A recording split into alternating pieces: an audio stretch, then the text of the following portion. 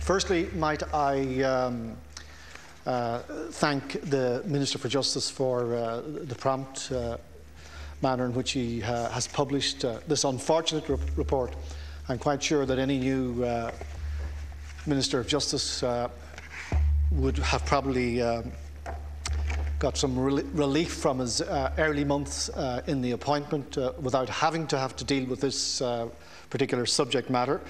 But it is part of our history, and it is now part of, thanks to the report by the Commission, is now public knowledge. So I want to thank you for that. Also to mention the Judge Eamonn Murphy and Ita Mangan and Hugh O'Neill, who made up the Commission, and for the valuable work that they have done. More importantly, Cathaoirleach, I wish to single out the people in this report who've hurt the most. That is, of course, the victims, those who have suffered in isolation, and I want to pay homage to them and to their bravery in coming forward to cooperate with this Commission. Not an easy thing to do. Cathaoirleach, there are different types of cruelty that human beings have inflicted upon children. It takes different forms. Be it in terms of the lack of food for children, the bullying of children, lack of adequate clothing, etc. And there are other examples of the neglect by adults of children. But I think it has to be said that, and is quite correct in saying that there is no more horrible crime against children than sexual abuse. And that is what some members of the clerical orders of the Roman Catholic Church engaged in over a long period of time in this country of ours. Over a long period of time, as other people have stated, there are various other reports.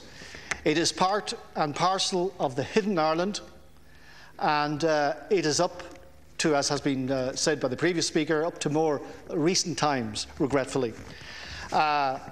The Church have a lot of questions to answer for.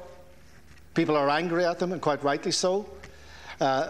First and foremost, those who committed the crimes, also those in the Church who knew about it and said nothing. They are also guilty.